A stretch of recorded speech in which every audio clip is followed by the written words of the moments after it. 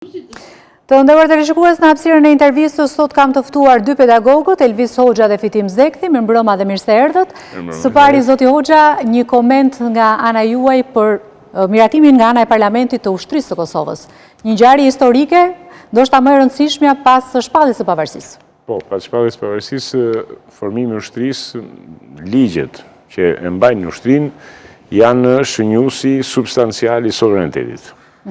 Kështu që është një datë e një rëndësie vërtet tamam substanciale sovranitetit, sepse deri tani sovraniteti po kthehej në formal, madje po shfryzohet gjithë ky formalizëm për ta tretur sovranitetin.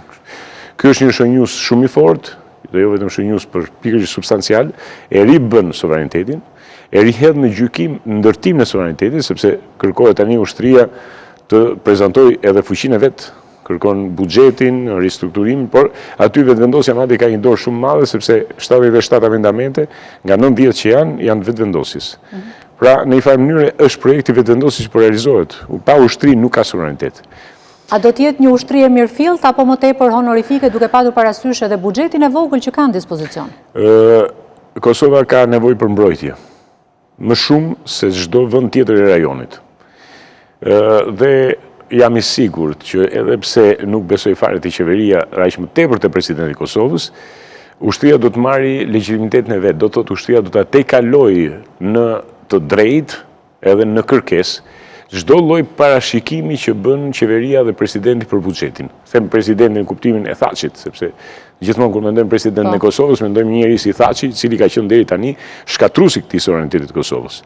Por Kosova këtë lloj sovraniteti e mbriti falë më tepër vedijes, po themi shoqërore të Kosovës, se sa institucionale të saj. Dhe, për ta thënë këtë, jemi të sigurt që ata do kenë ushtri përpara nesh.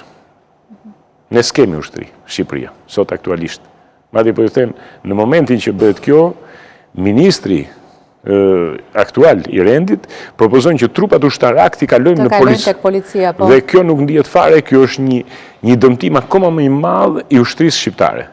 Dhe ushtria shqiptare duhet të ishte jo vetëm shembull dhe gjithmonë një mbështetje dhe një prapavi e ushtrisë Kosovës, që sapo krijohet, por po tretet sepse ne jemi tamam pra pak të bazament shoqëror që kërkon të ketë suverenitet. Po, zoti Zekthi, si e pat faktin që Shtetet e Bashkuara të Amerikës ishin pro vendimit të Parlamentit, nga ana tjetër BE dhe NATO, thanë se formimi i ushtrisë, krijimi i ushtrisë është në një kohë të papërshtatshme. Dhe një ndarje qëndrimesh. Ka një ndarje qëndrimesh, një ndarje të qartë. Sekretari i NATO Stoltenberg e kritikoi vendimin e Parlamentit të qeverisë Kosovës për ndërtimin e ushtrisë Kosovës. Në fakt kjo dëshmon ndarjet e qarta dhe të thella ndoshta midis europianëve dhe amerikanëve në ditët e sotme. Siç dihet, presidenti Trump ka një qasje krejtësisht tjetër ndaj politikave të jashtme, ndaj vetë BE-s, ndaj mënyrës si BE-ja po së ndërton dhe po ngjizë ku diun pak a shumë të ardhmen e vet, edhe vjetër edhe ky lloj dallimi. Por duhet të themi që ushtria e NATO-s drejtohet krejtësisht në Shtetet e Bashkuara të Amerikës. Pra, në aktet e themelimit të NATO-s, drejtimi politik i është lënë Europës, pra sekretari i përgjithshëm, ndërsa komandantë ushtarak, trupat ushtarake në masë dërmuese janë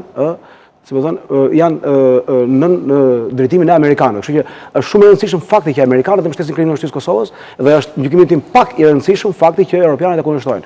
Por për te dallimin e europianëve dhe amerikanë, unë besoj, sikur se tha dhe profesor Hoxha, që ky është gur themeli i rëndësishëm për shtetin e Kosovës. Tani mund të themi me bindje që është e pakthyeshme pavarësia e Kosovës.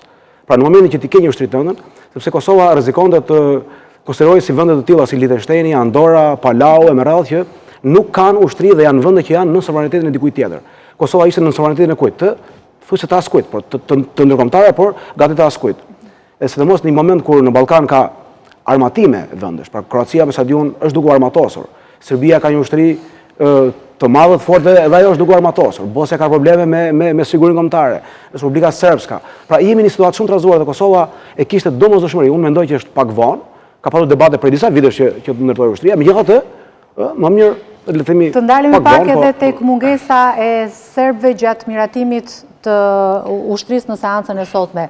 Mund ta dëmtojë në një farë mënyre bojkoti serb ushtrinë e re? Do ishte mirë që të merrin pjesë serbët, po kjo është e kuptueshme që ata nuk mund të marrin dot pjesë, sepse serbët e Kosovës nuk kanë asnjë lloj pavarësie në vendimarrje. Ata vendimin për ta merren në Beograd. Pra nëse presidenti Vučić nuk ka marrë vendim që ata të marrin pjesë, ata nuk marrin pjesë. Dhe presidenti Vučić nuk mund të marrë kurrë pjesë, sepse presidenti Vučić nuk mund të dojë një Kosovë me ushtri kombëtare të saj.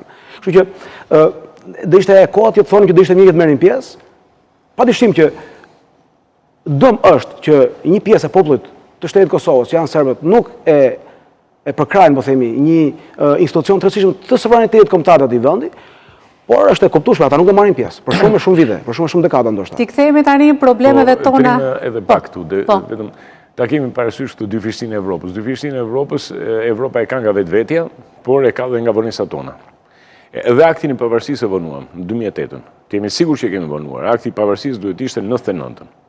Një popull, po absolutisht, jo, ne vonojmë gjëra themeluese. Sepse kjo na vjen, do kthehemi pikërisht te protestat, pse është universiteti në lojë. Të gjitha vinë si vonesa teorike. Duke qenë se ne në krye vëmë njerëz të cilët se kanë bazamentin teorik, ata kompleksohen gjithkohës. Kompleksi krijon vonesa. Krijon vonesa në kushtetim dhe nga ana tjetër krijon vonesa dhe dyfishësi në sjelljet e ndërkombëtarëve. Ndërkombëtarët po të panë që vonohesh, nuk janë më të sigurt që ti e do lirin.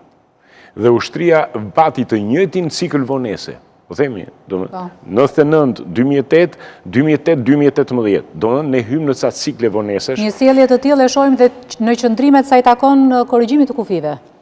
Korrigjimi i kufive është temë tjetër, sepse korrigjimi i kufive nuk do të ishte ndoshta i pavolitshëm për ne nëse ne do kishim sovranitet plot që në fillim. Pra kur ishim bërë faktor politik në botë. Ishim bërë faktor, Kosova ishte bërë faktor politik në botë. Po bëje Shqipëria fal Kosovës. Ne këto raste i humbim. Dhe siguroj që këto raste ne i humbim sepse në politikën tonë drejtues janë njerëz të cilët nuk i njohin as të drejtën ndërkombëtare, nuk kanë as autoritet diplomatik, nuk din ta bëjnë lojën diplomatike.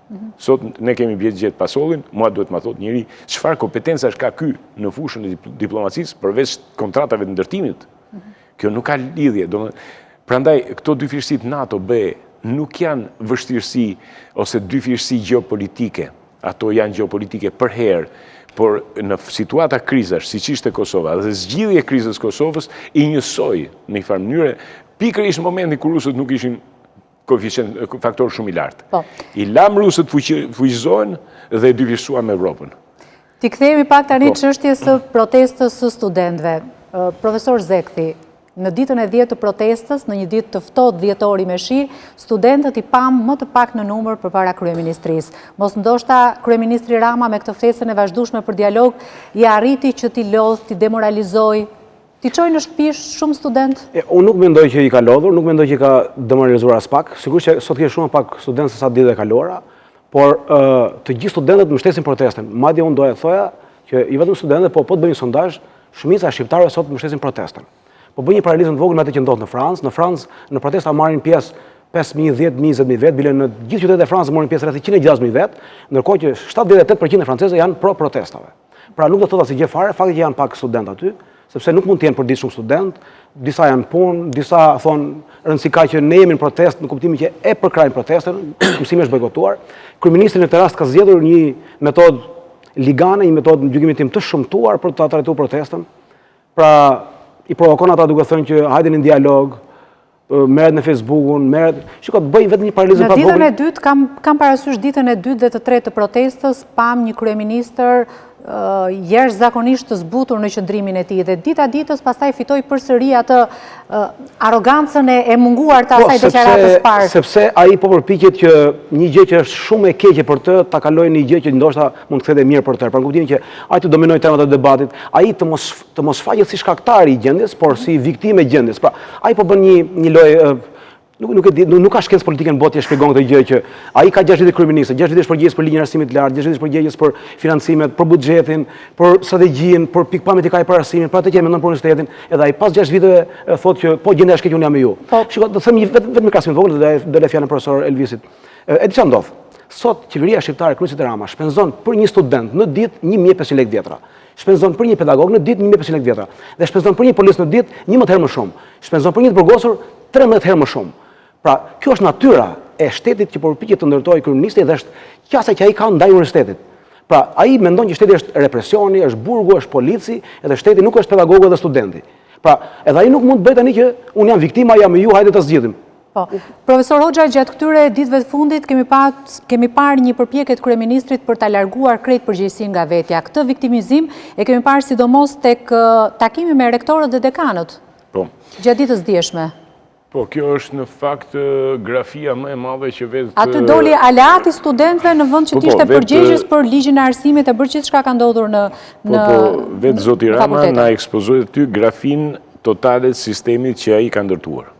Do thotë, cila ishte biseda mes Ramës dhe trupit profesoral, dekan dhe rektor, ishte unë e di që ju jeni të paftë, kështu që mos e ngrini kokën fare kur flasun. Dhe askush nuk e ngriti, vetëm sot pam një reagim të Mynur Konit, i cili në fakt nuk dha përgjigje për akuzat e drejt për drejta për 6 milion euro, për 76.000 euro për një makinë. Do më thënë, e para, a i thot, unë e di që ju s'dini, unë e di sa taft jeni, unë e di që se meritoni vëndin që keni, unë e di që si meritoni titujt, pagat, ofiqet, gjithë të ardhurat që keni, ndërsa ata dini gjë, e din që Rama nuk di, po e din që ka dhunën, prandaj është kjo që thotë zoti Zekthi, në fundi me çfarë funksionojmë. Rama sot është në figurën klasike, do thoshim është mbreti dhe palaço në të njëjtin person. Kjo është Rama, ky është funksioni Rama. Dhe e ka për detyrë, mbreti ishte mbreti që kishte funksionin zyrtar dhe serioz të pushtetit që ishte ynor. Palaço në një farë mënyrë ishte një valvul shkarkimi sepse i jepte një lloj potence disi skenike. Do thotë fuste pak ironin dhe shkarkonte. Dhe Rama këtë po bën. Gjithë kohës ju shifni një Ram që bën palaço në të njëjtin moment. Dhe është e vështirë të flasësh me Ramën sepse ai ka përvesuar tani termat kazan dhe tepsi në çdo moment i përdor. Kur ne dim kazanin e kanabisit, kazanin e Arben Ametaj që është ministër i financave duke qenë profesor anglishte, të koncesioneve, të tenderat pa llogarishëm, pra një kazan oligarkie pa parë, ne dim, por duke qenë pikërisht pra edhe palaço, ai nxjerr fytyrën e tij të keqe e fut në publik sepse e di që ne i kemi përgatitur me telenovela. Po ka rëndësi kjo, sepse për çfarë po ngrihen studentët? Studentët ende nuk e din masën e të drejtave që po kërkojnë protestë. Sepse është kaq e madhe ajo listë gjërash, sa ju duhet shumë kohë t'i radhisin. Po ngrihen kundër tallavas përgjithshme të jetës tyre. Kjo është tallava e përgjithshme. Kundër kohëve homogjene. Është në kafe në universitet, është në kafe mbasdite, është në kafe në darkë, është në kafe natën. Kjo është tallava e përgjithshme. Studenti po ngrihet kundër homogenizimit të kohës. Profesor Zekthi, duke patur parasysh edhe mënyrën se si dialogoi kryeministri Rama dje me dekanët dhe rektorët, a mund të vihet faj studentëve që nuk e pranojnë në mënyrë kategorike dialogun me kryeministrin? Unë mendoj që studentët edhe po të mos bënë takim Rama me dekanët, pra të shohun qesharak me dekanët dhe rektorët, janë në drejtën e vetë që të mos pranojnë dialog me kryeministrin, për sa kohë ata kanë afishuar disa të drejta që vetë kryeministri thotë janë të drejta. Tani unë nuk e kuptoj si mundet të negociohet një e drejtë. Pikë pari është gabim logjik të thuash që hajde të negociojmë nëse do të ta jap apo jo këtë drejtë kur vetë thuaj që këta kanë të drejtë. Kjo është e para. E dyta është kjo që kryeministri Rama thash përpiqet që të dominojë termat e debatit, bile të prodhojë një gjuhë të tillë që është gjuha e pushtetit. Pra, imi në terma Orwellian, pra Orwelli thoshte skllavëria është liri, ignoranca është dije. Edhe kryeministri jon po përmbys të gjithën, pra nga shkaktar është viktim, nuk është shkaktari. Pra, nga njeriu që ka shkaktuar dëmin tek njerëzit, ky është njeriu që zgjidh dëmin njerëzve. Nga njeriu që ka prodhuar varfërinë, ky është njeriu që lufton varfërinë. Nga njeriu që ka shpërdoruar para publike për koncesione, ky është njeriu që po ndërton Shqipërinë. Në fakt ky fakt është njeriu që drejton në Shqipëri edhe frymëmarrjet e njerëzve sot. Jo më universitetet, edhe jo më vendimarrjen e qeverisë apo të parlamentit shqiptar. Kështu që është e kohë të mendosh të thuash që këta duhet të dialogojnë. Ai që kërkon dialog, edhe ai që thotë studentët duhet të dialogojnë, thjesht vetëm kërkon që studentët ta mbyllin atë protestë që është shumë më e gjerë se sa studentët në kuptimin që studentët vetë përfaqësojnë një gjë shumë të madhe se ajo që kërkojnë. Ata kërkojnë në thelb të drejta për veten që janë të drejta për gjithë shqiptarët, sepse përmirësimi i jetës së tyre, përmirësimi i universitetit, përmirësimi i cilësisë së mësimdhënies, edhe dhjetra gjëra tjera janë në fakt si më thënë gur themeli për shumë çka tjetër që mund të rregullohen në Shqipëri. Studentët nuk janë kundër një politike si tarifat, nuk janë kundër një politike si ngroja e godinave, por janë kundër asaj që përfaqëson në thelb Rama. Nuk është kjo lëvizje kundër një politike specifike, dhe është natyra e këtyre lëvizjeve. Du ta them, edhe Occupy Wall Street, edhe Indignados, edhe Në fakt, ju në një shkrim tuaj e keni quajtur këtë një lëvizje politike të studentëve. Absolutisht që është politike. Profesor Hoxha, megjithatë, a janë të mjaftueshme 8 pikat që kërkojnë studentët për të përmirësuar cilësinë e arsimit të lartë në Shqipëri? Jo, as pak. Rama e di, prandaj Rama nuk do t'japi 8 pikat. E di që hapet fusha e drejtës. Dhe fushë drejtë Rama nuk do. Ne prandaj buhem pra në aspektin politik ndërkombëtar, sepse ne vuhem brenda për brenda. Unë e përsëris shpeshherë një frazë të madhe të Montesquieu-s. Po, profesor, do më falësh vetëm një sekond. Në këtë moment e jemi në lidhje të drejtë për drejtë me sheshin, me selin përpara kryeministrisë në bulevardin Dëshmorët e Kombit. Policia është duke u hequr studentëve që protestojnë aty bombulat e gazit të cilat i kanë marrë për ngrohje. E bëri dhe mbrëm këtë gjë. E bëri dhe mbrëm dhe pikërisht kur ishin gazetarët i lejoj, pastaj se ikën gazetarët i hoqi. Megjithatë në këtë moment kamerat tona i kanë fokusuar dhe policia nuk po lejon studentët së paku të ngrohen në ato temperatura të ulta. Sepse mendojnë që protesta po bie. Këtë mendon Rama. Nuk është, vazhdoj ta them, nuk është basti mbi protestën. Çështja është ta përsërisim vërtet frazën e Montesquieu sepse e përsëris, ne nuk kemi student të edukuar në një arsim universitar të plot, i cili ja u tregon historinë e demokracisë, historinë e institucioneve, historinë e regjimeve. Nuk ka studenti shqiptar kur as profesor dhe as kot studioj gjithë këto gjëra dhe prandaj është nesër edhe i kompleksuar. Kur ikën jashtë është i lirë, edukohet atje, po edukohet si ushtar i pavarur. Sa është shqiptar i trojve shqiptare, i këtij atdeu që kemi ne, nuk e ka mbrojtjen rezervën teorike. Nuk i di as pak këto gjëra. Ne nuk e kemi lexuar Montesquieu. Montesquieu thotë, një vend i madh është demokratik së brendshmi, despotik së jashtmi. Një vend i vogël është demokratik së jashtmi, despotik së brendshmi. Dhe nuk e kemi kuptuar se kemi lexuar kur. Unë ndjesha në një studio dhe po flisja për protestën me të tjerë, të ftuar. Dhe një nga persona që ishte aty tha, po boll me teori. Do të po flasim për universitetin. Unë jam pedagog dhe nuk duhet bëj teori. E kuptoni? Këtu bëj universitetin pa teori, bëj shkollën pa dije. Të gjitha janë denatyruar, e kanë humbur substancën, parlamenti ka vetëm biznes, universitetet janë bërë vetëm biznes, qoftë publiku është bërë biznes i atyre rektorëve, dekanëve që i tërheq për hunde Rama. Profesor, me qënë se jemi në fund, edhe një koment të shkurtër fare, do të riportërihet protesta ditën e hënë, çfarë prisni? Shumë shkurt për ta mbyllur. Unë mendoj që protesta do të shkojë gjatë derisa ata të fitojnë drejtat që kanë avishur ato 8 pikat. Ndërsa ju, profesor? Kurse unë them që protesta në natyrën e vet nuk është ajo që lexojmë ne të qëndruat në shesh. Është mosvajtja në universitet. Ktu është protesta. Ajo është Ti bllokon universitetin, ky nuk është universitet për të ndjekur. Të shohim se çfarë do të ndodhë nesër pasi studentët kanë kërkuar edhe një seancë të jashtëzakonshme. Ka patur protesta për një detaj në SBA, në 60-ën, në 70-ën, me 9 muaj, 10 muaj bojkotim të auditorëve. Atëherë të shohim se çfarë do të ndodhë në ditët në vazhdim. Profesor Zekthi, faleminderit që ishit këtu. Profesor Hoxha, ju falenderoj për opinionet tuaja të vyera.